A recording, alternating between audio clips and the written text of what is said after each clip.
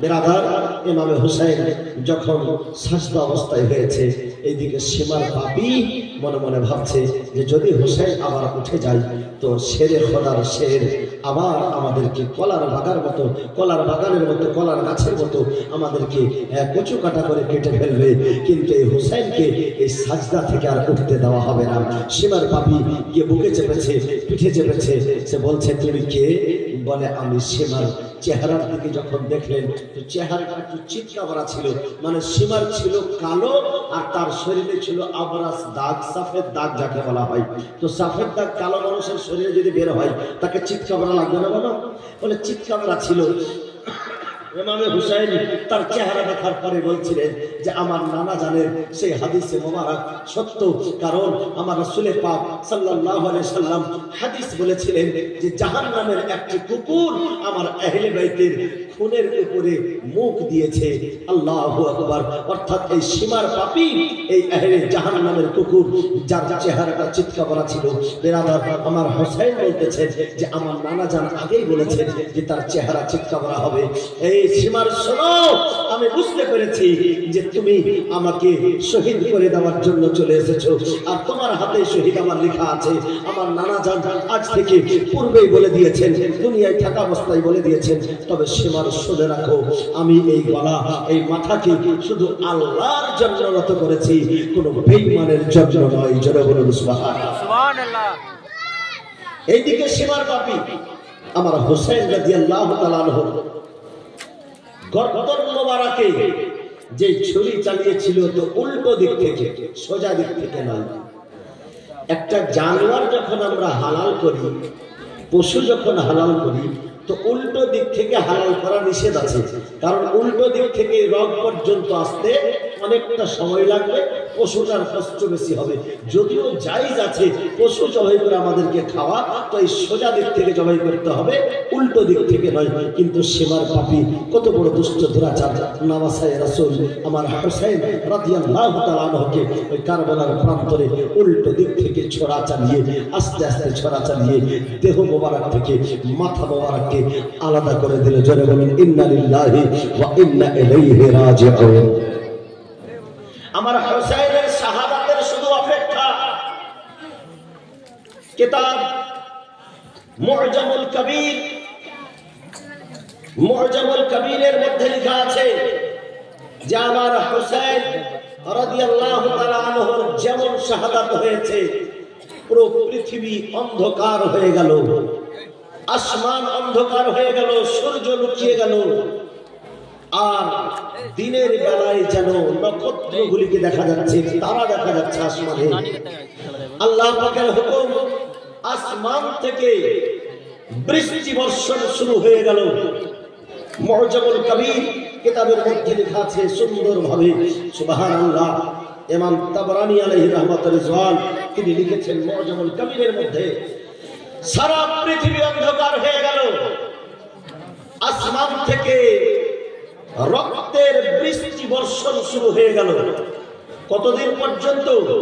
মুআজামুল কবির নামক কিতাবে লেখা আছে 3 দিন পর্যন্ত মুষলধারায়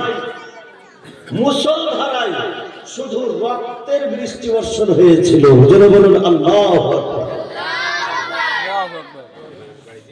আল্লামা জালালউদ্দিন সুয়ুতী আলাইহি রাহমাতুর রিজওয়ান নিজের কিতাবের মধ্যে লিখেছেন, আল্লামা জালালউদ্দিন সুয়ুতী নাম বললাম হয়তো আপনারা চিনতে পারলেন না। এই এত বড় একজন রাইটার যিনি জালালাইন শরীফ লিখেছেন, জালালাইন শরীফ লিখেছেন, যে জালালাইন শরীফ হচ্ছে তাফসীরের কিতাব। ওই তাফসীরের লেখক আজ থেকে প্রায় 900 বছর আগে আল্লামা জালালউদ্দিন সুয়ুতী নিজের কিতাবের মধ্যে লিখেছেন যে যেই দিন হযরতে হুসাইন রাদিয়াল্লাহু তাআলা আনহু শহীদ হয়েছিল, সেই দিন সূর্য লুকিয়ে গেল, আর পশ্চিম দিকে লাল ভাবে সূর্য, যেমন লাল আমরা দেখতে পাই না সূর্য ডুবার পরে, সেই লালি ভাবটা হয়ে গেল আসমানে। আল্লামা জালালউদ্দিন সুয়ুতী বলছেন যে এই লালি ভাবটা টানা 6 মাস পর্যন্ত ছিল। জোরে বলুন সুবহানাল্লাহ। বলে এই লালি ভাবটা যে আকাশে আমরা লাল দেখতে পাই, আল্লামা জালালউদ্দিন সুয়ুতী বলেন যে এর আগে কখনো ওই রকম ভাবে আকাশ লাল হতো না। এই লাল হওয়ার কারণ ইমামে হুসাইনের শাহাদাত। জোরে বলুন সুবহানাল্লাহ। ইমামে হুসাইনের শাহাদাতে নাবাতাত কান্না করেছে, জামাতাত কান্না করেছে, পাহাড় পর্বত কান্না করেছে, গাছপালা কান্না করেছে, পশু পাখি কান্না করেছে, আসমানের ফারিস্তারা আল্লাহর কাছে অনুমতি চেয়েছে, হে রাব্বুল আলামিন নওয়াসাই রাসূলকে শহীদ করে দেওয়া হচ্ছে, যদি একবার অনুমতি পেতাম সবকে পরিশোধ করে দিতাম। কিন্তু আল্লাহ আল্লাহ সবুরের পরীক্ষা চলছে। আল্লাহ পাক বলতেছেন ইন্নাল্লাহা মা'আস সাবিরিন, আমি সবরকারীদের সঙ্গে আছি। ইয়া আইয়ুহাল্লাযিনা আমানু ইসতাঈনু বিস-সাবরি ওয়াস-সালাহ, হে ঈমানদার ব্যক্তিগণ, হে বিশ্বাসী বর্গরা, তোমরা আল্লাহ তাবারক ওয়া তাআলার প্রতি ঈমান নিয়েছো এবং তোমরা সবর করো, ধৈর্য ধারণ করো, নামাজ আদায় করো।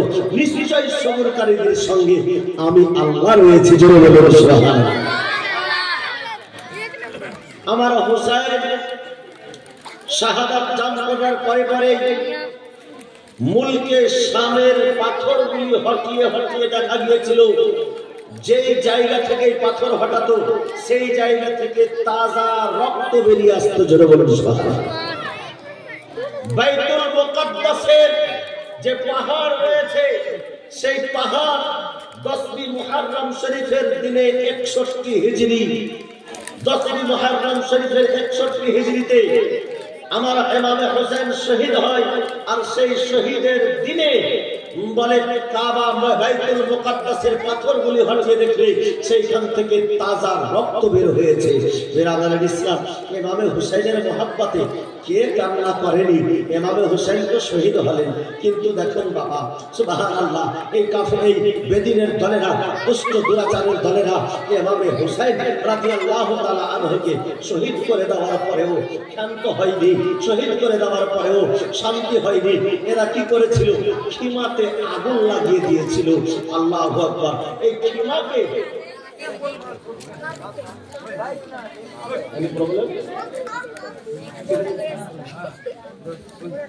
চায়ের সময়টাও এখন তাড়াতাড়ি করে চা দিয়ে শেষ করো বাবা।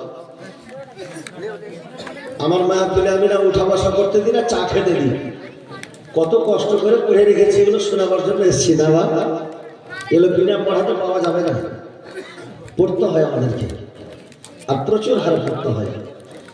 কারণ যে মাদ্রাসার ক্লাস করার জন্য একরকম পড়তে হয়, জালসা করার জন্য আর একরকম পড়তে হয়, আবার ফতুয়ার জন্য আর একরকম পড়তে হয়।